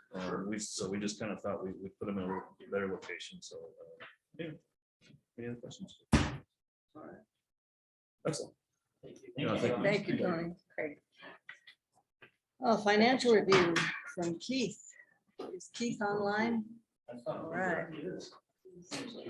Well, hey, Keith, it's your turn. You're up. Good evening, Chair Eskridge, directors. Thank you for accommodating my virtual presence. I appreciate it. I promise to talk just as much as I normally do, so. My report's a little bit longer tonight, or this month, I should say. And I'd like to direct kind of my first half comments or takeaways, I guess, with the perspective of reserves. And so the district still maintains reserves, and they basically have not changed from prior year. So we're entering this budget season with the same reserve levels as we did in prior years. That includes $250,000 related to capital in the capital improvement fund. And also within our ending fund balance, we have a reserve balance requirement per the board policy of 8%. And that is 8% of the previous year's fund balance or starting fund balance and the revenue for the year. And so, yeah, the first half of my comments kind of reserves and entering the budget season, we're in great shape in that there's no changes. With that, I kind of like to go into general fund revenue and direct you more to the spreadsheet as well. You'll see that there's been several changes from where we were budgeted from 22 to 23, and it's primarily in the revenue section. And I think in prior months, I've explained to the board that our ADM, I was anticipating an increase related to ADM. And so those numbers were republished by ODE, as well as everyone else's. And so what that impact to the district accounts for is basically about $1.6 million from the state school fund, in addition to what was budgeted in prior year. So we will see that money, and that 22-23 projected number includes the state school fund increase there. So again, property taxes as well are tracking as expected, as budgeted. Again, I anticipate meeting that threshold, and then again, far exceeding it with the state school fund. One other point I wanted to make on the revenue side is our interest earnings. That's almost impossible to forecast well. And over the past 8 months, we've seen the interest rates rise. And so our money is held within the LGIP, the local government investment pool. And at the time of budget last year, rates were, sub or below 1%. And that doesn't generate a lot of interest. But what's happened over the past 8 months, 12 months, the rates that the LGIP is paying is close to 3.5%. So what that result is basically $300,000 in additional interest that I'm forecasting for the year. So on that revenue piece, that's the other thing I wanted to kind of point your attention to.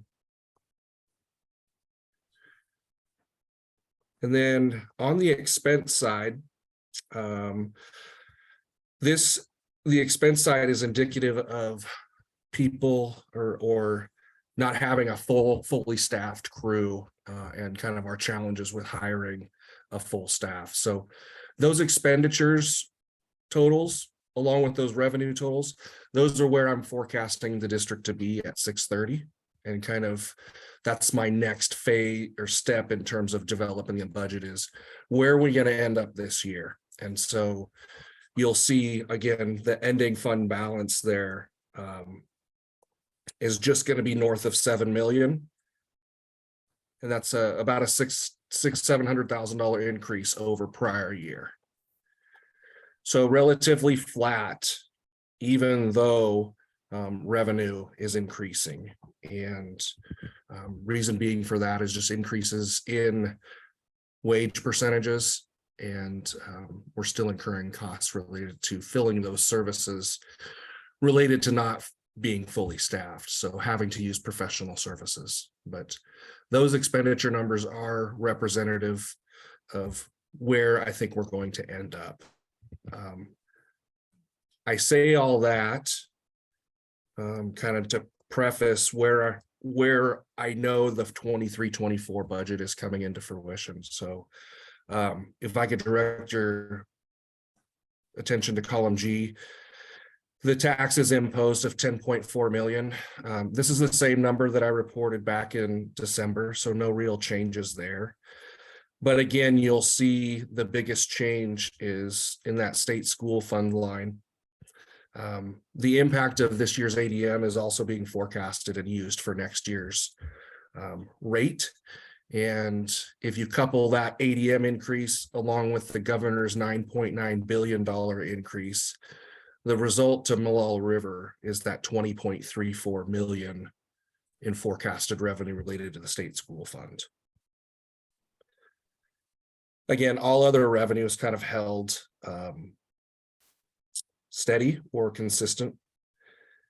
And again, the revenue side, as far as column G goes, is kind of my only known quantity or known factor.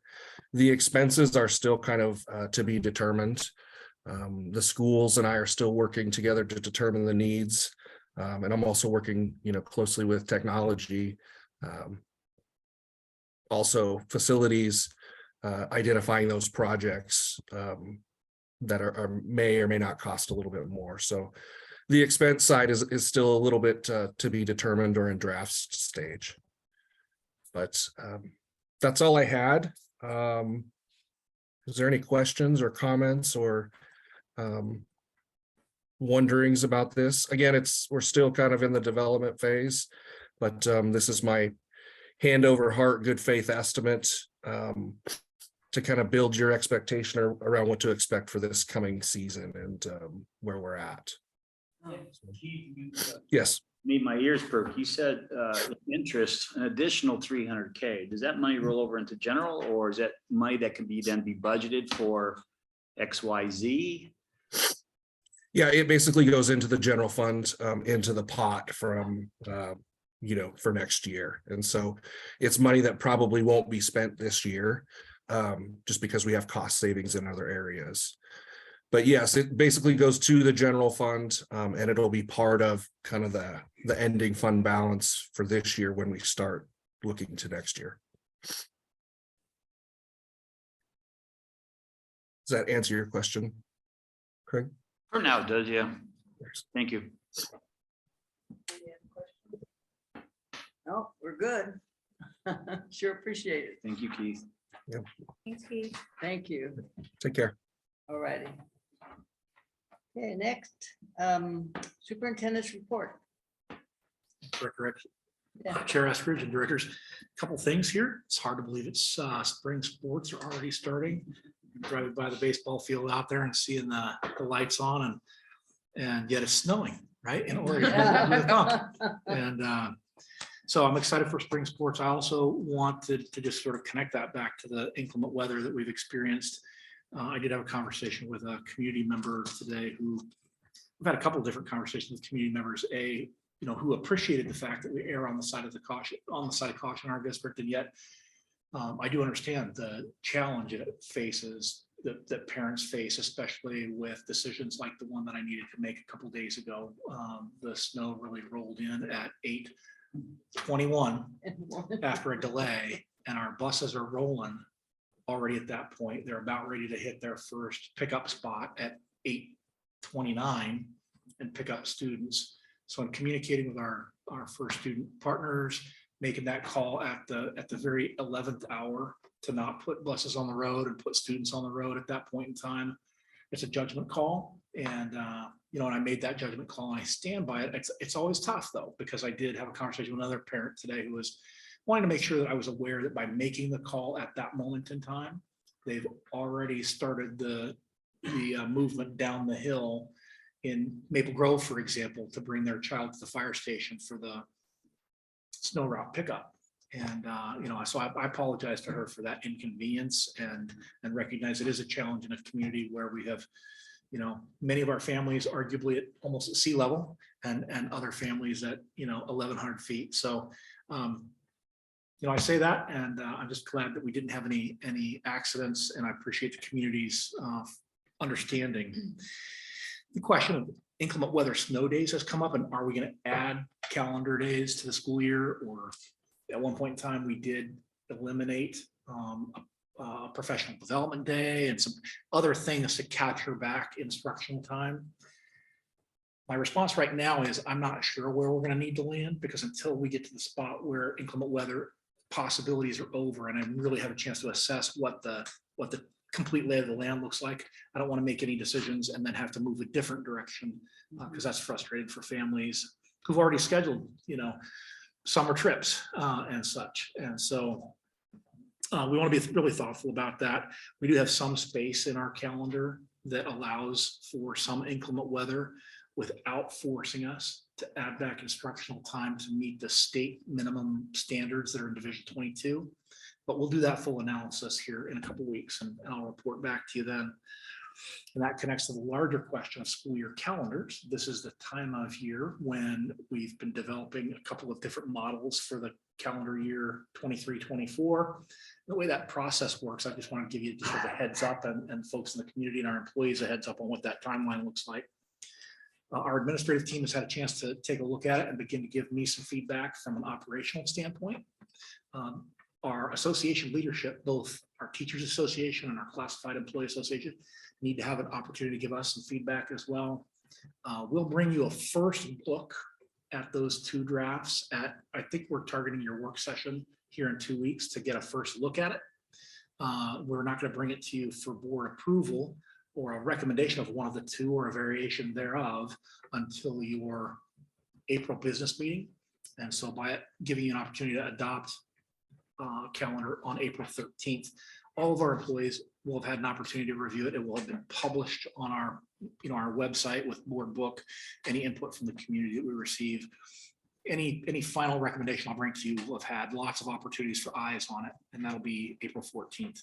There have been some years when we've been, and that's a sweet spot, April 14th. There have been some years we've been able to get the calendar process wrapped up in March. We didn't get there this year. There have been other years when we didn't get it until, May, but hopefully April has given folks enough of a runway to see what next year's school year looks like. I think I'll leave my comments there. I appreciate the teachers being here tonight to talk about their passion and what they do really expertly in our district. Thank you. Next is board comments. Yes, Amy. I had the privilege of joining the steering committee for strategic planning. And we had a really fun and interactive meeting the other night, going over the data from the focus groups and the surveys that were sent out to the employees and students and families. So it was very interesting to see Casey from here on Studer, sorry, break down the language, the reciprocating language that was coming out of the surveys, and draft the different pillars that we wanted to put forward to the community, which will go out in a survey. So that'll be out next week.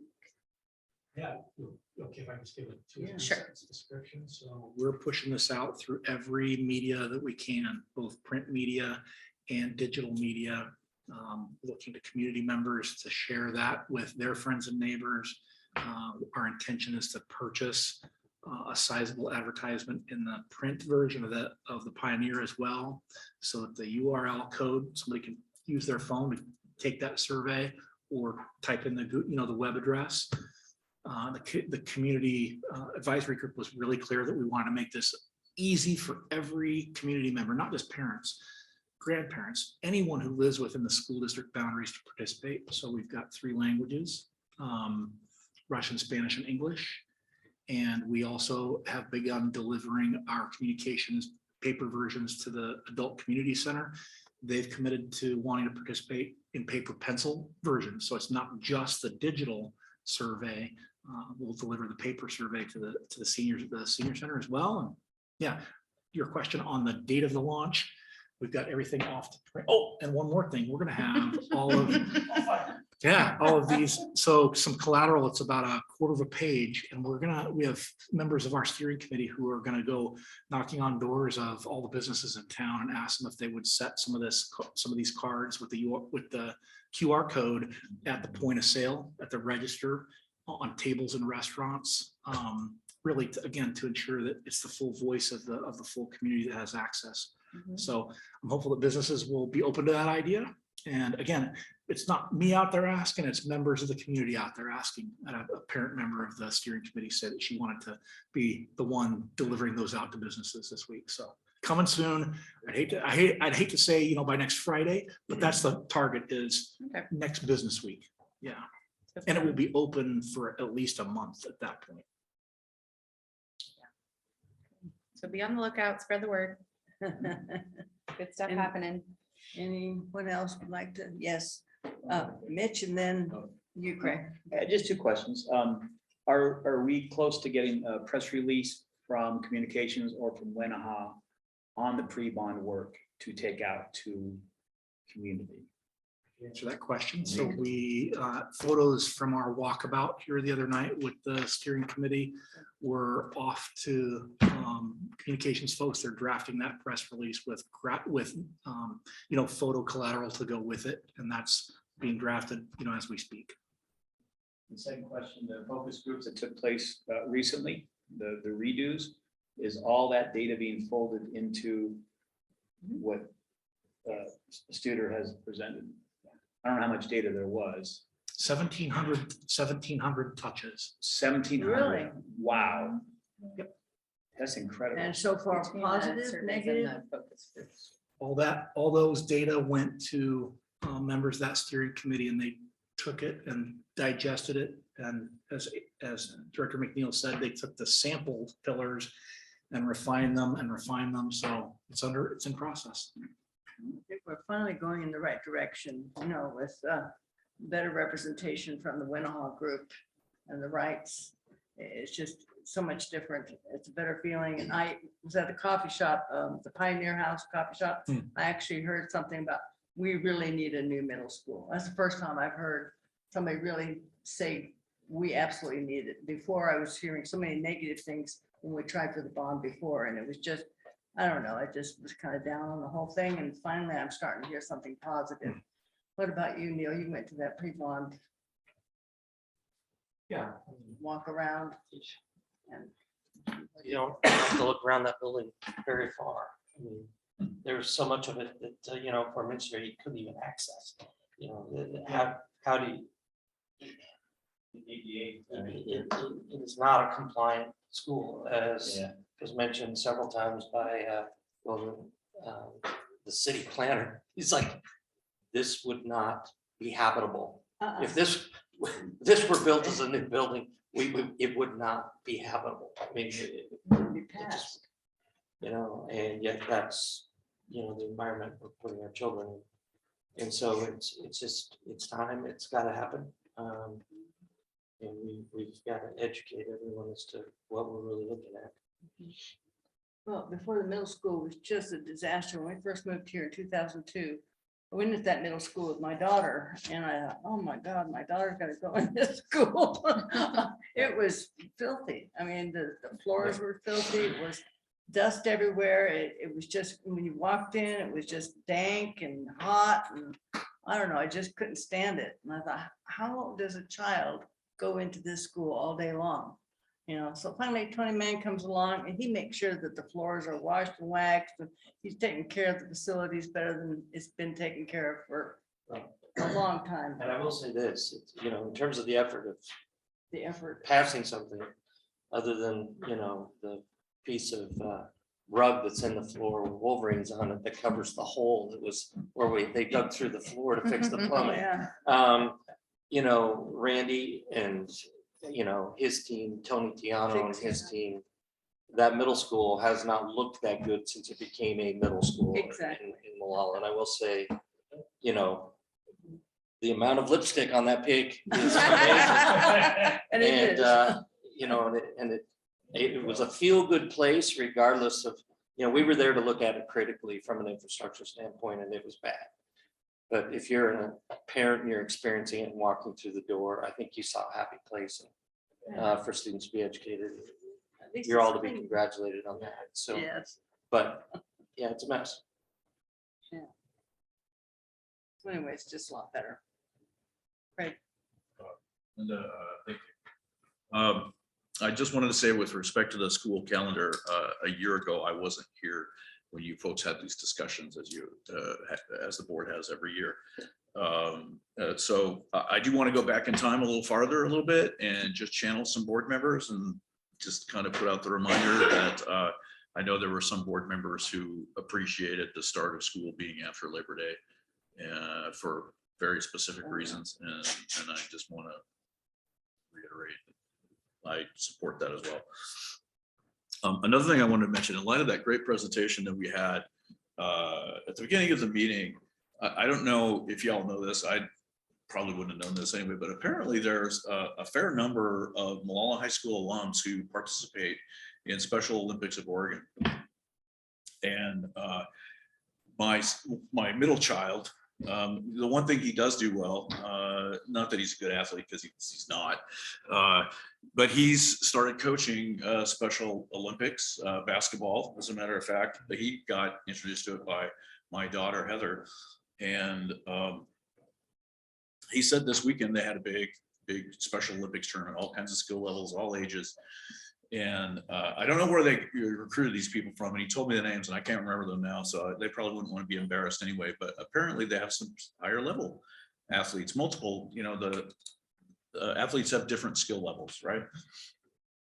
And the higher skill level teams, when they came to play it, there were no other Special Olympics teams in the state that could play against them because they didn't have people at that skill level.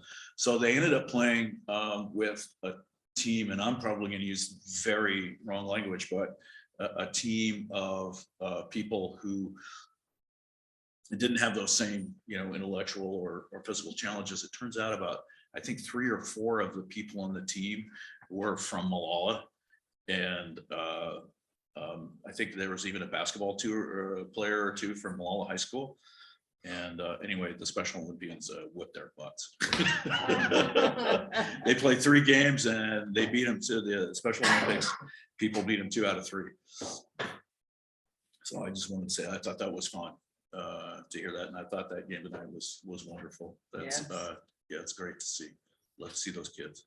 I'll be remiss. Were we supposed to do something, Kathleen, take some form of action tonight? Was that an ask? Oh, no, there was no Okay. ask on that. All right. That's all I have. Anyone else? Well, good, okay.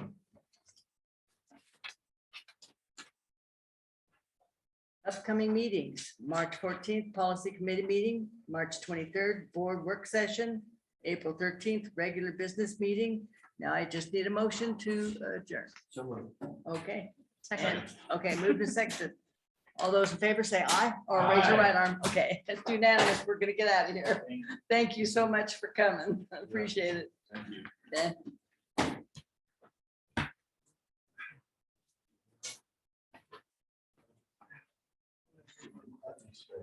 Can I help you? Can I help you? That's going to be for